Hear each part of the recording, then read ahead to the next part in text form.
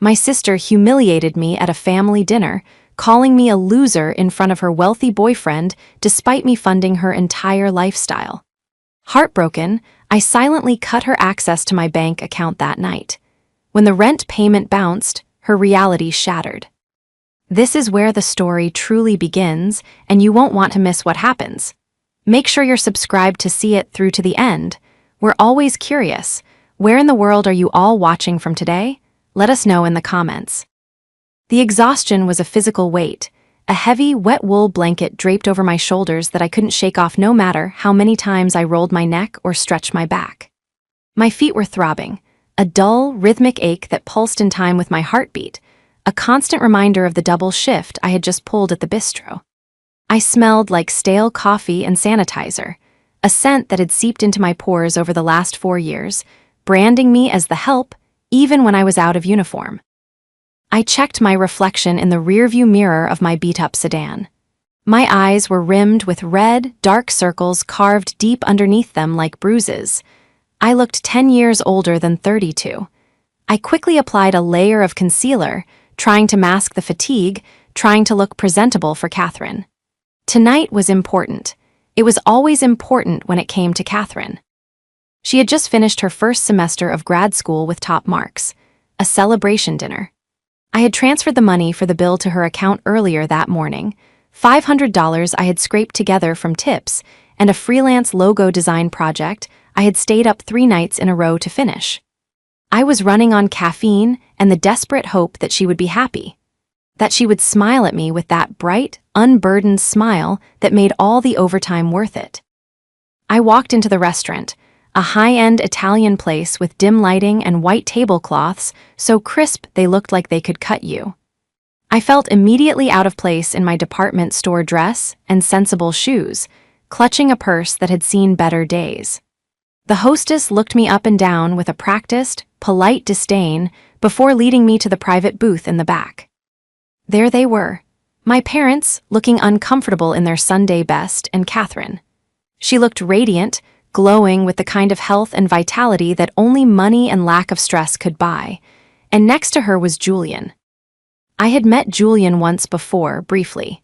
He was handsome in a sharp, predatory way, with a jawline that could cut glass and a suit that cost more than my car. He was the son of some real estate mogul, a connection Catherine had made at the university. He had his arm draped casually over the back of the booth, possessing the space, possessing her. "Fiona, you made it," Catherine said, her voice bright but lacking warmth. She didn't stand up to hug me. She just gestured vaguely to the empty seat across from them. "Happy celebration, Cat," I said, sliding into the booth. I tried to smile, but my face felt stiff. "I'm so proud of you." "Thanks," she said, already turning her attention back to Julian. Julian was just telling Mom and Dad about his summer in Amalfi. I listened, nodding politely, taking small sips of water to fill my empty stomach.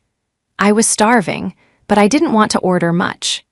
Even though I had sent the money, I knew the bill would likely exceed it with the wine they were drinking, and I was terrified of the card being declined. The conversation drifted, as it always did lately, to ambition, to success. Julian spoke about mindsets and manifestation and how poverty was a state of mind. My father nodded along, intimidated, while my mother just smiled nervously. "It's really about who you surround yourself with," Julian said, swirling his red wine. He looked at me then, his eyes cold and assessing. "Don't you agree, Fiona? You're in service, right?" "I'm a graphic designer," I corrected quietly, my hand tightening around my water glass.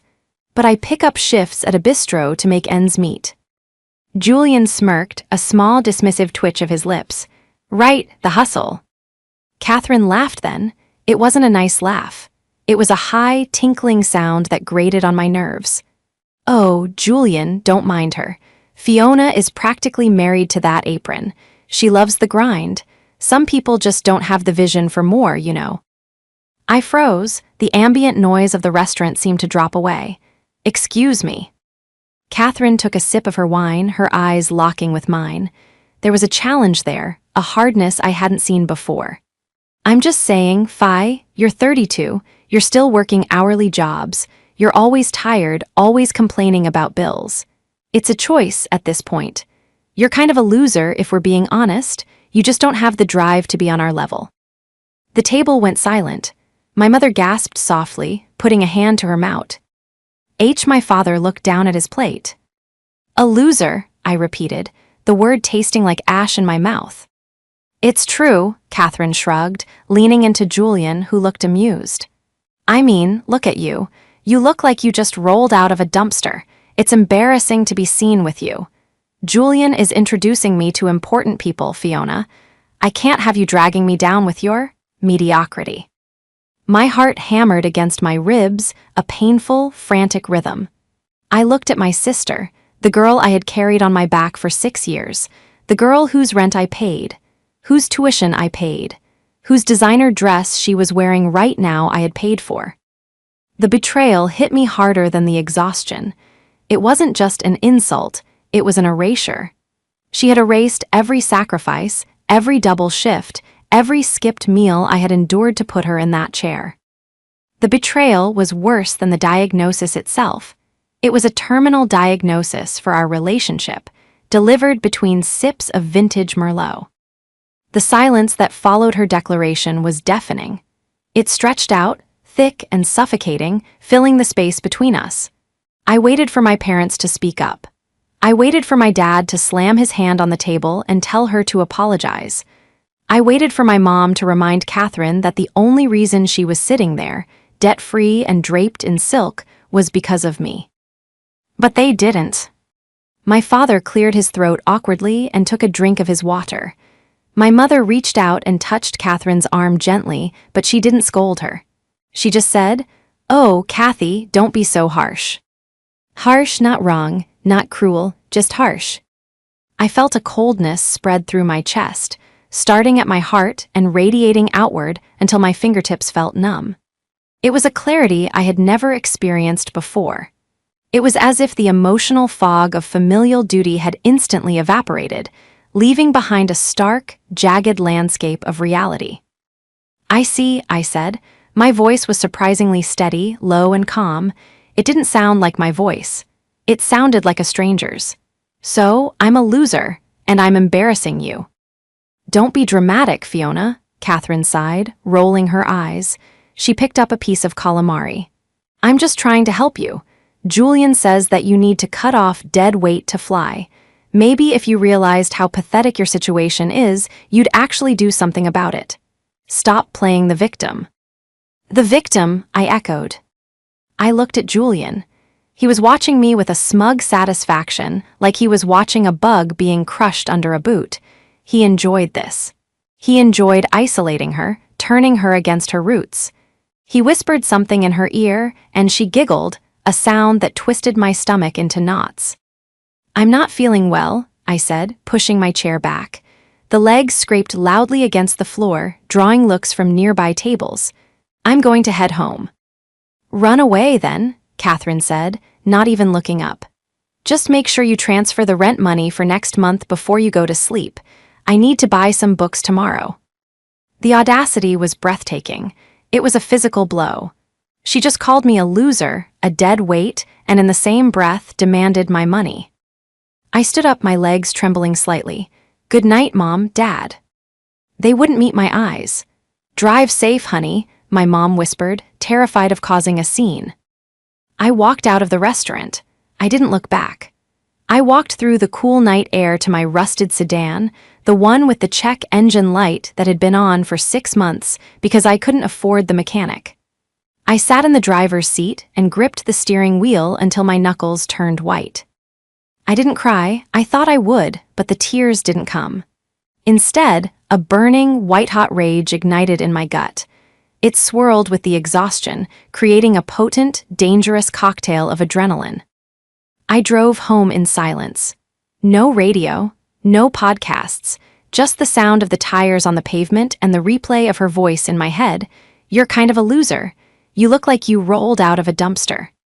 When I got to my small studio apartment, the one with the leaky faucet and the drafty window, I sat on the edge of my bed. I pulled out my phone. I opened my banking app. There it was, the joint account. Catherine's Future, I had named it. I scrolled through the transaction history. $2,400 luxury apartments management, $350 university bookstore, $1,200 tuition installment, $150 Sephora, $80 sushi bistro. I looked at my own checking account, $412. I had lived on instant noodles and toast for 3 weeks so she could have sushi. I had worn shoes with holes in the soles so she could buy makeup. I had worked 60-hour weeks, ruining my back and my eyes so she could focus on her studies without the burden of a job. My phone buzzed, a text from Catherine. "Kat, don't be mad. You know I'm just stressed. Seriously though, don't forget the transfer. Julian and I are looking at a weekend trip to Napa and I need cash." I stared at the screen. She didn't even apologize. She just doubled down. She truly believed she was entitled to my lifeblood. She thought I was a resource, a faucet she could turn on and off. She thought I was too weak, too desperate for her love to ever say no. I looked at the transfer button. She thought she was untouchable because she had Julian and his mindset. She thought she was better than me because she sat in a classroom while I stood behind a bar. But they had forgotten one crucial thing. I wasn't just the bank, I was the signatory. To understand why that night broke me, you have to understand what I gave up. 6 years ago, our parents lost everything in the housing crash. Dad's pension, the house, the savings, gone. Catherine was 18, bright-eyed, and accepted into her dream university. I was 26, just starting to gain traction in my design career. I saw the fear in her eyes when Dad told her there was no money for college. I saw her future crumbling. So I stepped up. I made a promise. "I've got you," I told her. "You go to school, I'll handle the rest." I didn't just handle it, I buried myself for it. I took a second job waiting tables at a high-volume sports bar. I worked days at the agency and nights at the bar. I missed my best friend's wedding because I couldn't afford the time off. I dated no one because I had no time and no money for dates. I lived in a shoebox apartment in a bad neighborhood so I could pay for her safe, secure condo near campus. I did it because I loved her. I did it because I wanted her to have the life I couldn't have. I was her sister, her protector, her safety net. And for a long time, she was grateful. Or at least, she pretended to be. Then came Julian. Julian appeared 3 months ago. He was a consultant regarding venture capital, or so he claimed. He was 28, drove a leased Porsche, and spoke exclusively in buzzwords. He came from old money, or at least, his family did, and he viewed anyone who actually worked for a living as a failure of imagination. The first time I met him, he asked me how much I made in a year. When I deflected, he laughed and said, "That's cute, that's my monthly allowance." I saw the way he looked at Catherine, like she was an accessory, and I saw the way he looked at me, like I was the help. But the worst part was watching Catherine morph into him. She started criticizing my clothes. She started making fun of our parents' small rental house. She started using words like equity and leverage without knowing what they meant. Julian was the architect of this new Catherine. He was the one whispering in her ear that she deserved the best, that she was special, that the people around her were dragging her down. He was isolating her, feeding her ego while detaching her from reality. He was a predator in a tailored suit. He didn't love her. He loved having a pretty girl who hung on his every word. And he especially loved the fact that she had money to spend, money he assumed came from family wealth, not realizing it came from her sister's sweat and tears. He was influencing her to hate me, likely because he sensed that I was the only one who saw through him. I saw the way his eyes lingered on the bill when it came, waiting for someone else to grab it. I saw the vague answers he gave when asked about his actual job. He was a fraud, and he had turned my sister into a monster. I sat on my bed, the phone screen dimming in my hand. I thought about the text message, "Need cash for Napa." I thought about the night I fainted at the bar from dehydration, because I hadn't stopped running for 8 hours. I thought about the time I had to sell my grandmother's locket to cover her sorority dues because she was crying about being left out. I looked at the banking app again. I wasn't just a sister anymore, I was a creditor, and my client had just defaulted on the loan of a lifetime. I didn't reply to the text. I didn't call my parents to cry. Instead, I opened my laptop. I logged into the bank's main portal. I navigated to the scheduled transfers section. Monthly rent, $2,400 active. Tuition autopay, $1,200 active. Weekly allowance, $300 active. My finger hovered over the trackpad. Julian wanted to talk about cutting dead weight. He wanted to talk about mindset. Fine, let's see how his mindset handles an eviction notice. I clicked cancel, then confirm. Then, I went to the account access settings. Authorized user, Catherine. I clicked remove. The screen refreshed, processing. Success, user Catherine has been removed. I closed the laptop. For the first time in 6 years, I laid back on my pillows and didn't worry about the next shift. I didn't worry about the overtime. I slept like a baby.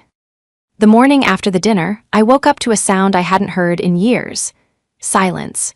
Usually, my mornings were a frantic race against the clock, checking emails for freelance edits, coordinate. Ting Catherine's schedule, ensuring my main job tasks were queued up, and mentally prepping for the night shift. But today, the silence was heavy, pregnant with the storm I knew was coming. I lay in bed for 20 minutes just staring at the water stain on my ceiling, tracing its outline. It looked like a cloud, or maybe an anvil. I made coffee, I drank it slowly. I didn't check my phone. When I finally turned it on around 10:00 a.m., the notifications cascaded in like a digital avalanche. Missed calls from Catherine, texts from Catherine, a few confused texts from my mother asking if I was okay. I ignored them all. Instead, I focused on the one notification that mattered. An automated email from the bank, scheduled transfer failed, insufficient authorization. A grim satisfaction settled in my chest. It had begun. I went to my desk, a small, cramped corner of my studio where I did my freelance work, and opened my laptop. It was time to assess the battlefield. I wasn't just a sister anymore. I was a strategist dismantling a parasitic organization. First, the apartment. I called Mr. Henderson, the landlord of the luxury complex where Catherine lived. He was a sweet, older man who had always liked me because I paid the rent 3 days early, every single month for 3 years. Fiona, he answered on the second ring, his voice cheerful. I was just about to call you. There seems to be a glitch with the autopay for Unit 4B, it bounced this morning. It wasn't a glitch, Mr. Henderson, I said, my voice steady, though my heart was thumping against my ribs. I canceled the payment. There was a pause. Oh, is everything all right? I'm no longer financing the tenant in Unit 4B, I said formally. As the leaseholder, I'm giving you notice. I will be terminating the lease at the end of this billing cycle. I'm willing to pay the penalty fee for breaking the contract early. Fiona, he sounded concerned. You know that means Catherine will have to vacate in 30 days. Does she know? She will soon, I said. Mr. Henderson, if she tries to contact you, please direct her to me.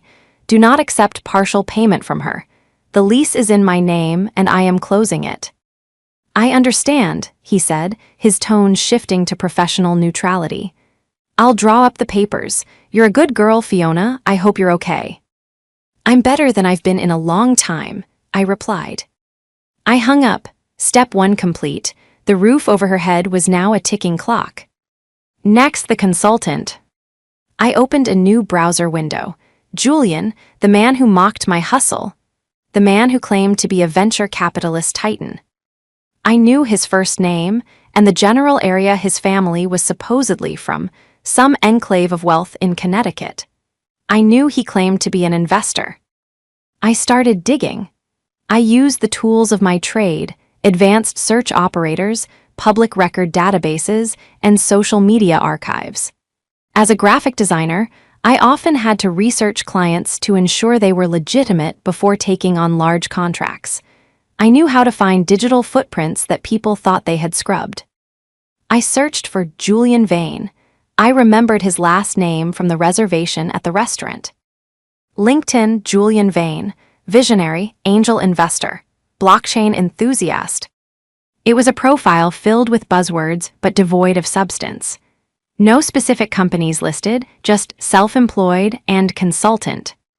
I dug deeper. I checked the business license database for the state. No LLCs registered under his name, no corporations. I checked the court records in the county where he claimed to live. Nothing. Then I expanded the search to his supposed hometown in Connecticut, and there it was, a small, ugly breadcrumb trail. A speeding ticket from 3 years ago, but the vehicle listed wasn't a Porsche. It was a 2012 Honda Civic. The address listed wasn't a mansion. It was a unit in a garden-style apartment complex near a community college. I kept digging. I found an old Facebook profile he had abandoned under the name Jules Vane. The photos were telling: no Amalfi Coast, no private jets, just pictures of him at keg parties, working at a car rental agency, and reposting get-rich-quick seminar videos. Then I found the smoking gun, a forum post on a watchdog site for fake gurus. A user had posted a warning 6 months ago: watch out for a guy named Julian in the city. Claims to be old money, tries to get girls to take out loans for his investment opportunities. He's a grifter. His dad isn't a mogul. He manages a hardware store in Hartford. I sat back in my chair, the glow of the screen illuminating my face. He wasn't rich. He was broke. He was projecting an image of wealth to prey on insecure, ambitious girls like Catherine. He was likely living off her, or rather, living off me, while pretending to be her benefactor. He called me a loser. He called me dead weight. I took a screenshot, then another. I started a folder on my desktop named The Reset. I wasn't just going to cut them off. I was going to expose them. The explosion happened at 2:15 p.m. I was at the bistro, prepping the bar for the early dinner rush. I was slicing limes, the sharp citrus scent filling the air, when my phone, which I had left on the counter, lit up. Catherine calling. It rang and rang and rang. I let it go to voicemail. 2 seconds later, Catherine calling. I wiped my hands on a towel and picked it up. I took a deep breath, centering myself. I needed to be the rock that the wave broke against. Hello.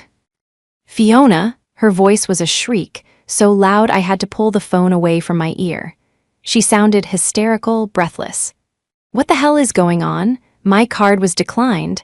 I'm at the Apple store. I'm trying to buy the new iPad for class, and the guy said insufficient funds in front of everyone.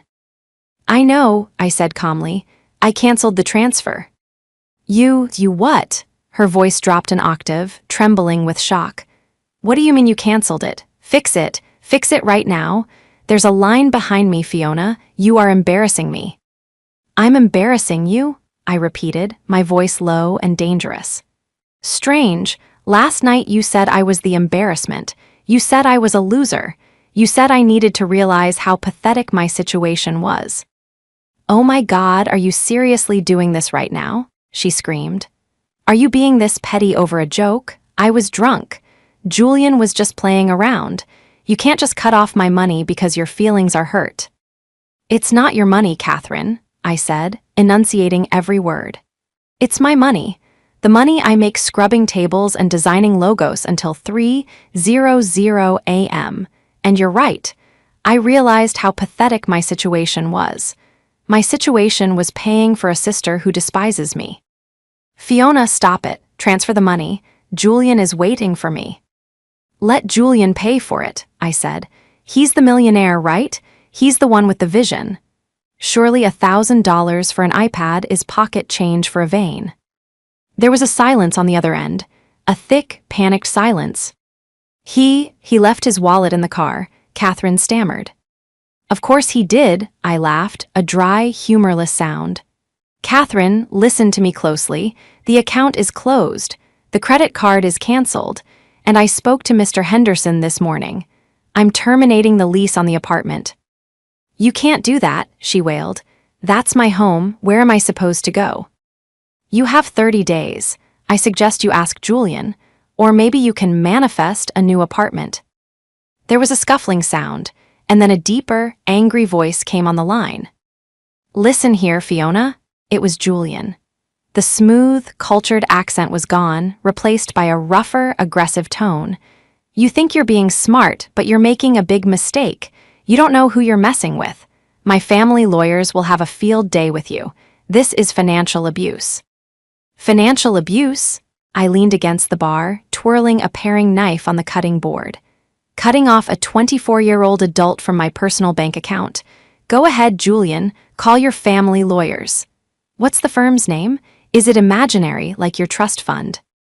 Excuse me, he sounded rattled. I know who you are, Julian, I lied. Well, half-lied. I knew enough to bluff. I know about the hardware store in Hartford. I know about the rental car agency. I know you're not an investor. You're crazy, he spat, but his voice cracked. You're a jealous, bitter old maid who can't stand to see her sister succeed. And you're a con artist driving a leased car you can probably barely afford, I countered. Here is the reality check. The tap is dry. The Bank of Fiona is closed permanently. If you really love her, you support her. But we both know you won't because you're broke. You will regret this, he threatened. I'm going to ruin you. You can't ruin someone who has nothing left to lose, I said. Put my sister back on. She doesn't want to talk to you, he sneered. We're done with you. The line went dead. I stared at the phone. My hands were shaking, not from fear, but from adrenaline. I had done it. I had severed the limb to save the body. I looked up and saw my manager, Dave, watching me with concern. Everything okay, Fi? Yeah, Dave, I said, pocketing my phone. I just quit my third job. I knew the silence wouldn't last. Julian and Catherine wouldn't just walk away, they would scramble to regain control of the narrative. They needed a villain to explain their sudden financial collapse, and I was the perfect candidate. 2 days later, the flying monkeys arrived. My mother called me in the middle of a client meeting. Then my father. Then my aunt. I let them all go to voicemail until I was home, sitting in my sanctuary of a studio, armed with a glass of wine and my laptop. I called my mom back. Fiona Marie, she was crying. I could hear the jagged intake of her breath. How could you be so cruel? Catherine is distraught. She says you cut her off because you were jealous of Julian hitting on her. I nearly choked on my wine. What? She was here for hours today, Mom sobbed. She said you've been stealing from the account meant for her tuition. She said you threatened to make her homeless because you wanted Julian and he turned you down. Fiona, tell me it's not true. Tell me you didn't steal her school money. The brilliance of the lie was sickening. They had taken the truth, that I controlled the money, and twisted it into embezzlement. They knew my parents didn't understand how the accounts were set up. They knew my parents were soft, easily manipulated by tears, and Catherine was a master performer. Mom, I said, my voice hard, stop crying and listen. Who put the money in that account? Well, we thought, you were managing the inheritance fund. There is no inheritance fund, Mom, I shouted, losing my composure for the first time. Dad's pension is gone. The money in that account was my paycheck. Every dollar she spent on sushi, on clothes, on that apartment, it was money I earned waiting tables. But, Julian said. Julian is a liar, I cut her off. Mom, Catherine is lying to you to cover up the fact that she's been bleeding me dry. Did she ask you for money? My mother went silent. She needs a deposit for a new place. She said she's unsafe because you gave her keys to some strangers. I gave notice to the landlord. I rubbed my temples. She asked you for money, didn't she? How much? Your father gave her $5,000, Mom whispered. It was our emergency savings. I closed my eyes. The rage that filled me was cold, absolute and terrifying. Julian had pivoted. When I cut off the supply, he didn't leave, he just moved to the next available host. He was draining my aging parents now. He was taking their safety net, their medical emergency fund, to maintain his facade. "Mom," I said, my voice deadly calm, "do not give her another cent, do you hear me?" "But she's your sister." "I am coming over on Sunday for the barbecue," I said, "and I am going to show you everything. Tell Catherine to be there, tell Julian to be there, tell them I want to apologize." "Oh, good," Mom sounded relieved, completely missing the tone of my voice. "Yes, we need to heal this family. I knew you would do the right thing." "I am going to do the right thing," I promised. I hung up. I had 3 days until Sunday. I needed to build a case so watertight that even my denial-ridden parents couldn't ignore it. I needed to destroy Julian completely. I went back to my receipts folder. It wasn't enough to just know he was a fraud. I needed to prove he was dangerous. I paid for a background check service, the expensive kind used by private investigators. I ran Julian Vane again, but this time I used the address I found on the traffic ticket. The results populated. Julian Vane, aka Julian Vance. Civil judgments, 3 defaulted loans, $45,000. Restraining order, filed 2022, dismissed. He had changed 1 letter of his last name. Just enough to obscure the search results for a casual Googler, but not enough to hide from a deep dive. I found the lawsuits. 1 was from a credit union, 2 were from individuals women, small claims court, unpaid personal loans. I managed to find one of the women on Instagram. I sent a DM. "Hi, I think I'm dealing with Julian Vance. He's dating my sister. Did he tell you he was an investor?" She replied within an hour. "Run. He got me to take out a personal loan for a crypto startup and vanished. He's a leech." I took screenshots. Then, I downloaded every single bank statement from the last 4 years. I highlighted every transfer from my personal account to the joint account. I highlighted every purchase Catherine made. Gucci, Prada, the Ritz-Carlton. I printed it all out. I went to Kinko S. I bought a binder, a red one. I organized the sections. The source of funds, my pay stubs matching the transfers to her. The expenditures, her luxury spending versus my grocery bills. The Julian file, the court records, the traffic tickets, the DM from his ex-victim, the forum posts exposing him. The lease, the document showing I was the sole financial guarantor. I placed the binder in my bag. It weighed about 3 pounds. It felt like a weapon. They wanted to paint me as the jealous, petty sister. They wanted to take my parents' last dime. I was about to turn their family barbecue into a funeral for their lies. The family barbecue was an annual tradition held in my aunt's backyard, a sprawling lawn that had hosted every birthday and graduation for the last 20 years. Today, the air smelled of charcoal and sweet marinades, a nostalgic scent that usually brought me comfort. Today, it smelled like a battlefield. I arrived late. I wanted everyone to be there. I wanted the audience seated. When I walked through the side gate, the chatter died d.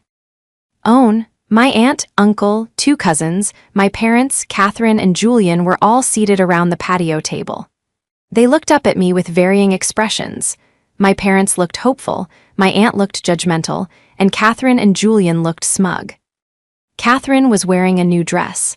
I recognized the brand. It cost at least $300. Paid for, no doubt, by my father's emergency fund. Fiona, my dad stood up, wiping his hands on a napkin. "Glad you made it. Come, grab a plate." "I'm not hungry, Dad," I said, walking to the head of the table. I didn't sit down. I placed the red binder on the glass tabletop with a heavy thud. "We were just talking about how you were going to apologize," Catherine said, sipping her iced tea. She looked at Julian, who gave her an encouraging nod. "About how you've been confused." "I am confused about one thing," I said, my voice projecting clearly across the yard. I'm confused as to why Julian Vance is sitting at this table eating my father's food when he owes $45,000 to 3 different creditors. The silence that fell was instant and absolute. Julian froze, his fork halfway to his mouth. "Excuse me." "Julian Vance," I repeated. "Not Vane. You changed your name on social media, but you forgot to change it on your civil court judgments." I opened the binder. I didn't hand it to my parents. I opened it to the page with the court documents and held it up. "3 judgments," I read aloud. "1 from a credit card company, 2 from women you dated. Unpaid personal loans. Is that your investment strategy, Julian? Dating women and stealing their credit?" "This is ridiculous." Julian stood up, his face flushing red. These are forged. Who do you think you are?" "Sit down," I snapped. It was the first time I had ever raised my voice at a family gathering. The authority in my tone shocked him into a momentary pause. I turned to my parents. "Mom, Dad, you think I stole Catherine's money? Look at this." I flipped to the first section, source of funds. "This is my pay stub from the bistro. Date, March 12th. Amount, $1,200. This is the deposit into Catherine's account. Date, March 13th. Amount, $1,200. I flipped the page. April, May, June, every single month for 4 years. Look at the names on the transfers. Fiona, Fiona, Fiona. My mother stood up, her hands trembling as she looked at the pages. She saw the numbers. She saw the truth in black and white. "Now let's look at what she spent it on," I continued, flipping to the expenditures section. While I was eating instant ramen, Catherine spent $300 at Sephora. While I was driving a car with no AC, she spent $400 on a spa day. I looked at Catherine. Her smugness was gone. Her face was pale, her mouth slightly open. And finally, I turned to the last page, the screenshot of the DM from Julian's ex-girlfriend. This is from a woman named Sarah. She says Julian convinced her to take out a loan for a crypto startup and then vanished. Does that sound familiar, Mom? Did Catherine ask you for money for a deposit? My father turned slowly to look at Julian. My father was a quiet man, a gentle man, but he had worked in a factory for 30 years to build what little he had. He knew the look of a con man. "Is this true?" Dad asked, his voice low. "Mr. Davis, please," Julian stammered, holding up his hands. "Fiona is clearly mentally unstable. She's doctored these documents. I'm a venture capitalist." "What's the name of your firm?" I challenged. "What's your EIN? What's your business address? Because the state of Connecticut has no record of you." Julian looked around the table. He saw the doubt in my uncle's eyes. He saw the horror in my mother's. He saw the game was over. "You're all crazy," Julian sneered, throwing his napkin on the table. "I don't need this. I have investors waiting for me in the city." He turned to Catherine. "Come on, Kat, we're leaving." Catherine sat there, frozen. She looked at the binder. She looked at me. Then she looked at Julian, really looked at him, perhaps for the first time seeing the sweat on his brow, the cheapness of his suit, the panic in his eyes. "You said you were paying for the Napa trip," she whispered, "but you asked me to put the deposit on my card." "It was a liquidity issue," Julian shouted. "God, are you stupid? Come on." He reached out to grab her arm. "Don't touch her," my father boomed. He stepped between them, his chest heaving. "Get off my property, now." Julian sneered, adjusted his jacket, and spat on the grass. "Fine, good luck with your loser daughter." He stormed out of the gate. The latch clicked shut behind him. Catherine sat alone at the table. The silence was heavy, broken only by the chirping of crickets. She looked small. She looked young. He lied," she whispered, looking at me. "He lied about everything," I said, closing the binder. "But so did you, Catherine. You lied to Mom and Dad about me. You called me a thief." She burst into tears, ugly, heaving sobs that shook her shoulders. "I'm sorry," she wailed. "I'm so sorry. I wanted to be someone. He made me feel special." I looked at her and I felt nothing. The anger was gone, but the love hadn't returned yet. It was just a hollow space where my sister used to be. "I'm leaving," I said to my parents. "I suggest you check your bank accounts and change your passwords. And Catherine, the eviction notice stands. You have 27 days." The fallout was swift and brutal. My parents, to their credit, apologized profusely. They were horrified at how easily they had been duped, ashamed that they had believed the worst of me. They offered to pay me back the money they had given Catherine, but I refused. They needed it more than I did. Catherine was forced to move back home into her childhood bedroom. The humiliation of losing her luxury apartment and her wealthy boyfriend broke her. She dropped out of grad school for a semester, unable to face the reality of her situation. She got a job, a real job. She's working as a receptionist at a dental office. We didn't speak for 3 months. When we finally did, it was because she showed up at my door with an envelope. Inside was $300. "It's not much," she said, looking at her shoes. She looked different, tired, humbled. She wasn't wearing designer clothes, she was wearing jeans and a t-shirt. "But it's my first paycheck. I want to start paying you back." I looked at the money. It was a drop in the ocean of what I had spent, but the gesture was monumental. "Thank you," I said. "I was awful," she said, tears welling up in her eyes. "I was so insecure and he fed on it. I treated you like dirt and you were the only one holding me up." "Yes, you did," I said, "and yes, I was." We aren't best friends again. Not yet. Trust takes years to build and seconds to break, and we are still in the construction phase. But she is learning the value of $1, and more importantly, the value of loyalty. As for Julian, my background check wasn't just for show. I forwarded the information about his fake investments to the State Attorney General's Fraud Division. Last I heard, he was facing charges for soliciting investments without a license and fraud. He wasn't living in a penthouse, he was likely looking at a cell. And me. I finally quit the bistro. With Catherine off my payroll, my design income was more than enough to support myself. I moved into a nicer apartment, one with a balcony and no water stains. I started taking weekends off. I started dating. I bought myself a new dress. Not for a party, not for anyone else, just for me. Sometimes, the best investment you can make is in yourself. And the highest return comes when you finally cut your losses.